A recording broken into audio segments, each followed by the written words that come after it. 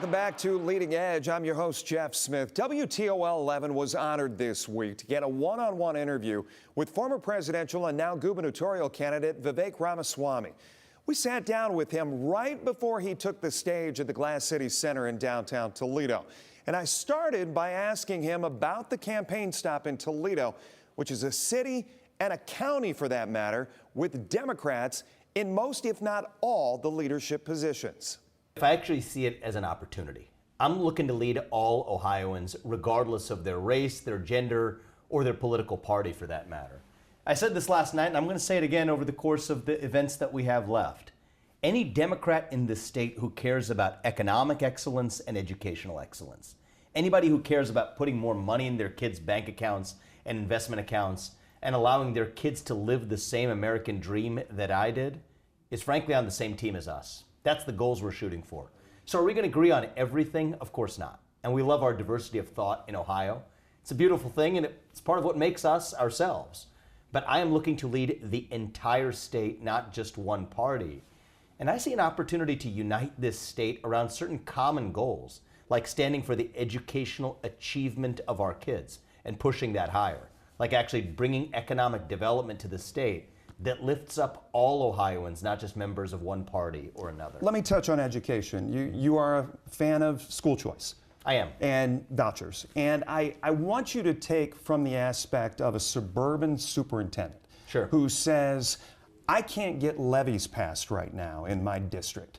Home values are high, right, as far as the tax base is concerned. But I'm losing kids to vouchers, butts in seats in the schools. How do I compete right now if we're going to kind of buy in to letting our kids who are in this district providing us this base where we're getting less school funding from the state of Ohio? How do we compete?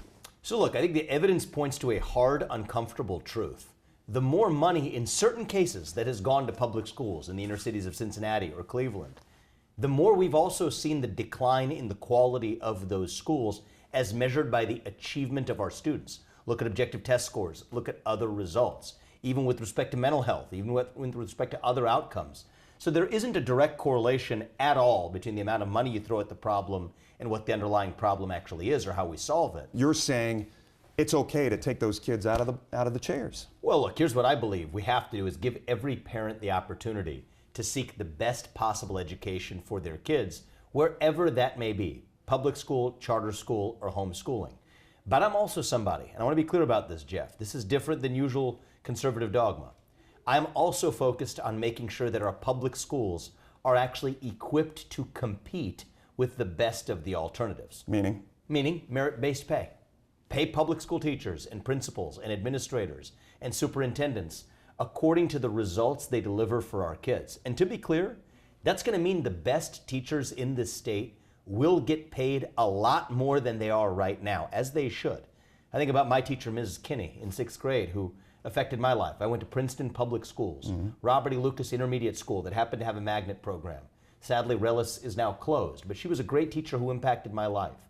She died tragically a couple of years ago, or I'd be thanking her right now. The fact of the matter is we don't have enough teachers like Mrs. Kinney today because the best teachers aren't compensated where they should be. But that also means we have to make sure that we're not throwing money into places where it's not positively impacting our kids either. So it's not the amount of money you throw at the problem that makes the difference. The fact of the matter is many of Cincinnati's public schools to Cleveland's public schools have had greater budget allocations without corresponding results for our students. I care about the result. Yeah. I care about the achievement of our students.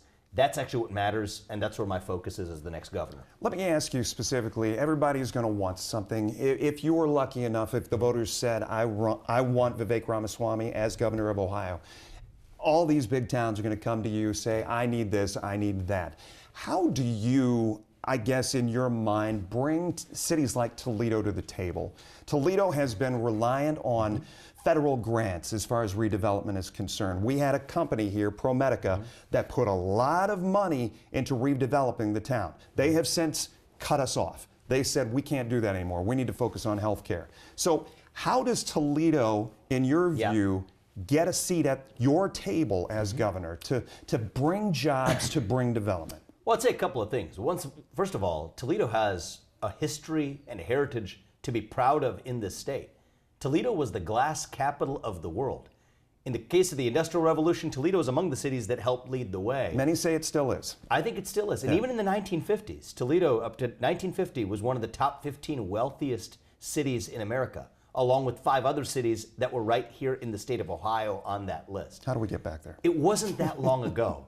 And so the question is, we're not going to get back there, Jeff. We're going to actually go to a future that is even brighter, including for Toledo and the rest of Ohio.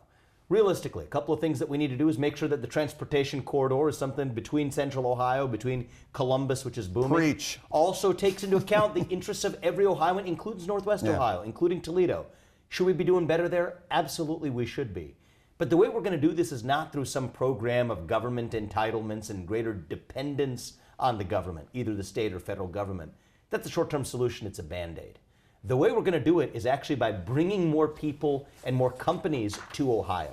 My metric of success is how many people are moving in versus out, how many kids are born into families in this state, and how many of those kids then go on to remain in this state.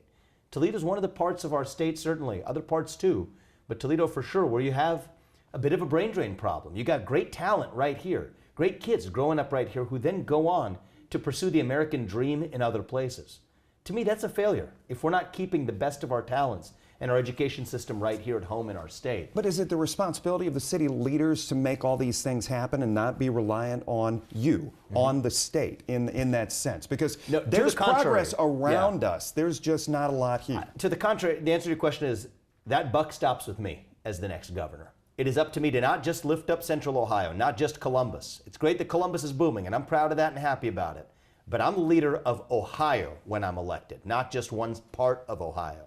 And so to me, I think the standard I should be held to is if we're not seeing a level of economic development that lifts up all parts of this state, then that means that I will have failed to do my job well as a governor.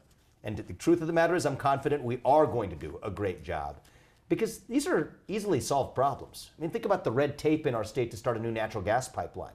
That's one of the impediments to new manufacturing, to new AI data centers. That takes about 18 to 36 months right now. That should be 6 months or less. It takes 6 years to get approval for a new power plant.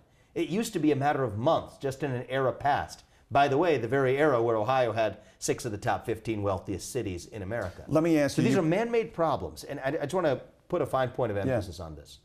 As governor, I believe these problems are solvable. That's not theoretical. We see other states already doing it well. So do I believe that that's my responsibility as a governor? You're darn right I do. I take that seriously. It's not just that it's the fault of the individual city leaders. Do they have to step up? Of course they do. We're going to do that as partners.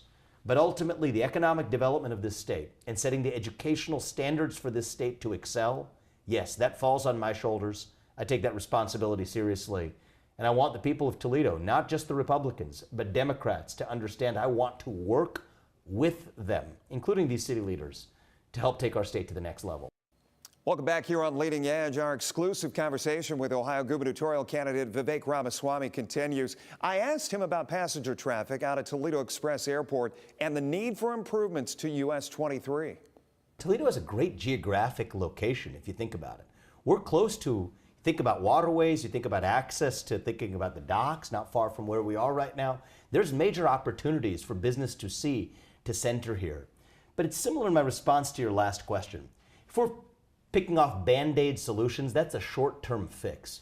We got to get to the root cause, which is a revival of economic flourishing rather than stagnation. You go back 70 years to the 1950s when Toledo was still the glass capital of the world. You go back to that Industrial Revolution and the turn of the last century. It wasn't a Band-Aid solution to say, how do we get more cars or more one mode of vehicle of transportation here and meet that metric? It was an economic boom that caused every mode of transportation to need to exist right here, which is in a great geographic spot organically. If you think about 60% of North America's population right now, Jeff, is within a single day's drive of where you and I are sitting right now. That is an opportunity at the heart of the greatest nation known to mankind. And part of the job of a good governor, this is really important, is we get often, correctly, bogged down on particular policy debates, and policy is half the job. But the other half of the job of an effective governor is actually to market this state to the rest of the country. Think about that opportunity when you think about the next generation of AI data centers. Think about the natural resources right underneath our ground in this state. Think about the access to the same Erie Canal to New York City, and in the southern part of the state, the Ohio River to the Mississippi. A job of a good governor should be to sell those attributes to the rest of the country, to draw families to come here, to draw businesses to come here. Makes sense. And that too is something that I take seriously. And in this particular case, I believe is going to take a new generation of leadership in our state to actually bring our state to the modern era. What does this scenario mean to you? The possibility Vivek Ramaswamy against Sherrod Brown? I think that whoever the Democrats put up, it doesn't much matter because I'm not running against anybody. I'm running for our own vision of this state. A vision that frankly includes a movement that includes, yes, constitutional conservatives like me, but also other kinds of Republicans and independents and libertarians and orphaned Reagan Democrats and other orphaned Democrats and anybody else who finds themselves politically homeless in the country and in the state right now. We have a place for you in this movement, and we will have a seat for you at the table. They actually had a guy in Cleveland at our next event who's told me that he's voted for Sherrod Brown all his life for U.S. Senate. He's coming over to vote for me this time around. I asked him why. It's because of our focus on actually doing something about the educational achievement crisis in our country and in our state. So this campaign goes beyond just traditional partisan boundaries. This is about bringing the American dream back home to Ohio, not just through flowery language, but through substance. And I'll tell you this, Jeff, is over the course of this year, even in the coming months, we're going to lay out some bold policies which would make Ohio the first state in the country to actually, and we'll be laying out, put money directly in the pockets, in the accounts of the sons and daughters of this state by saving that money from other places where it shouldn't be spent, where it's helping nobody. And that's not going to be in Republican pockets alone. It's going to be in Democrat pockets equally. Yeah. And so, to me, it doesn't really much matter who we're running against. I'm shooting for winning this election in a unifying landslide that helps take Ohio to the future, where if Silicon Valley was the leading edge of the American economy for the last 10 years, it's going to be the Ohio River Valley for the next 10 years on my watch. I'm going to run through I'm going to do a lightning round with you here. At the very end, I'm going to run through a number of topics. I just want the first thing that comes to mind. Algal blooms. Well, I think we need to deal with the water. Lake Erie. Opportunity. US 23. Need to invest in opportunity. Jeep. Well, I'm a fan. Obviously, it's so important, automotive here in our area. Of course it is. Electric vehicles. Look, I'm not against it, but I don't think they should get subsidies from the federal government either. Davis Bessie. Well, what do you think? Nuclear energy. I think that when you think about the future, small modular nuclear reactors have to be an important part of Ohio's energy future. The truth of the matter is nuclear fission is the near term, nuclear fusion is the long term. And nuclear energy, I believe, is an important part of this state's future, and I am all in for it. At the same time, we got to build on the foundation of what we have underneath our ground, including natural gas, including oil, including coal as well. Just which a is few something more. we shouldn't abandon. Dave Yost. Good guy, and I wish him well. Donald Trump. Great leader for the country. I think he is the greatest president of our 21st century, and I think we need a leader here at home who's going to revive our conviction in Ohio, just as he's doing so for America. Two parts. Doge. Excellent efficiency effort at the federal level. The way we're going to do it in Ohio is applied to Ohio's circumstances. So what I think about here is not just what are we getting rid of, but what are we actually creating? And the thing we're creating in Ohio is a revival of the American dream itself. That's the mission that I'm on. Does that mean Doge in Ohio? It means the American dream in Ohio. And you know what? That means a lot of regulations and bureaucracy is standing in the way. Whatever stands in the way of economic excellence and educational excellence, whatever stands in the way of the American dream for our kids, whatever stands in the way and causes our kids to leave Ohio to go to another state instead of to choose to stay in this one, if you're an obstacle in that way, we're going to run through you. But it's not to take anything down.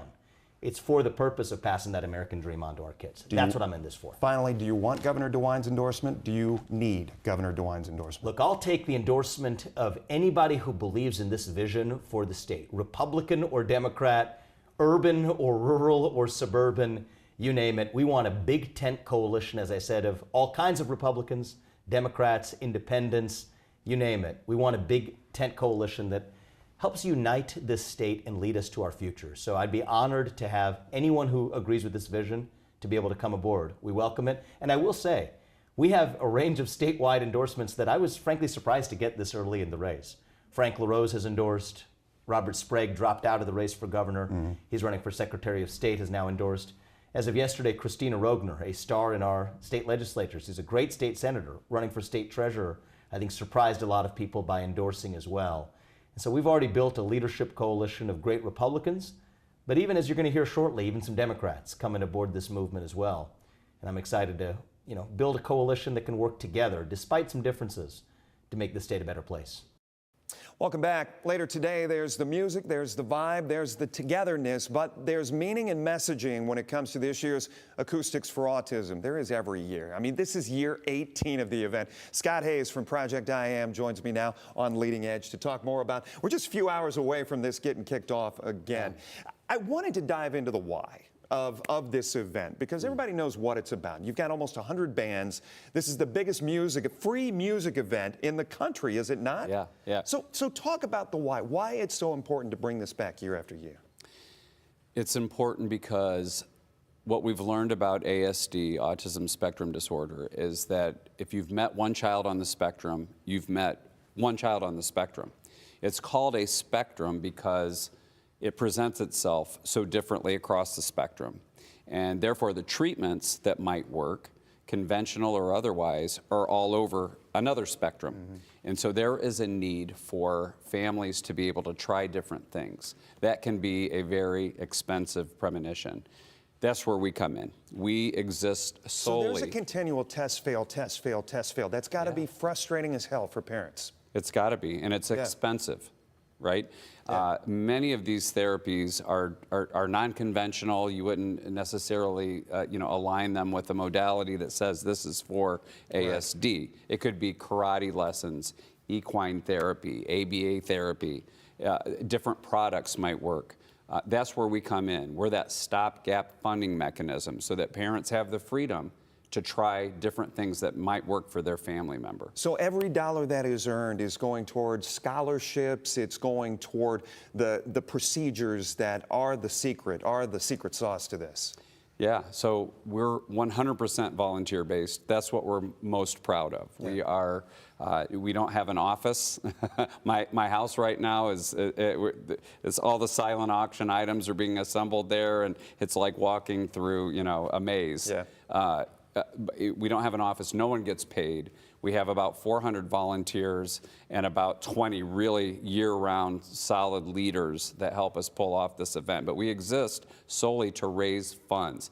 We do have some out-of-pocket expenses to pull off an event like this. You buy snow fencing and sound equipment and security, and police and fire and EMTs need to be there. But outside of that, we're a very lean organization. And so therefore, a lot, the majority of the money, it's not even close, goes into the scholarship fund. So we can get that to where it matters the most. Tangible differences in the lives of people in Northwest Ohio. And we've shared the stories, Scott, over the years of the parents and the actual impact, the effects, how this money, how from this event, it actually makes a difference in their lives. A couple of people I wanted to point out going in. Obviously, Judge Nicole Corey, so important to this organization and what she does. She brought this to the table to begin with, correct? Yeah, she brought it. She had a friend that had a child that needed therapies, and they needed to try a bunch. They had a credit card solely dedicated to finding what might work for their child. So they found a therapy that worked, but it took a lot of experimentation. You're a musician, she's a musician. Yes. Music was the secret for that one family, was it not? Music therapy was successful, and it's a natural fit for us because we know that we have a great music scene in Toledo, an underrated one, and we know that we are a philanthropically minded people here in Northwest Ohio. We are just willing to give. And so, and that's one thing I said to you. I said, we are so embedded with the St. Jude organization, and when we do the Dream Home giveaway, every single element of that house being built is donated. And likely, what we're going to see later today, every single musician, they are there because they want to be there and want to help, correct? Oh, yeah. We're very lucky. I travel a lot for my job, and I go seek out music wherever I go. And I'd put our musicians up with anybody in talent, but that philanthropic spirit that they have to want to make the world and their community a better place. What is it about Uptown Maumee that is the perfect setting? And have you ever thought about moving this?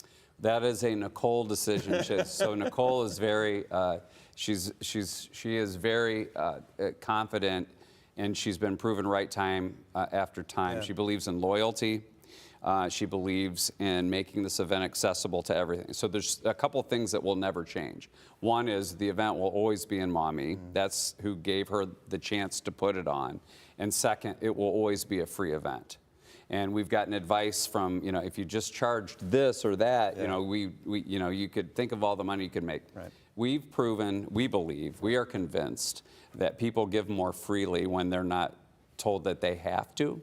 And so we have a lot of different ways for people to help us out financially on the day of the event. Our Dan Cummins, he will walk around with a bucket later today, and he said it brings a tear to his eye every time he does it because of the generosity. Everything gets underway at 11:45, correct? Yes. And goes until 2 a.m. Scott, good to see you. Jeff, thank you. Good luck to you once again this year. We'll be back right after this. Well, for a final time this week, hey, you're a friend of the show, and I want you to know, if you appreciate the energy and the personality that we bring you on this show each week, you have my promise. You will get the same from me and our team every weeknight at 5, 6, and 11. I'm Jeff Smith. We'll see you next time on Leading Edge.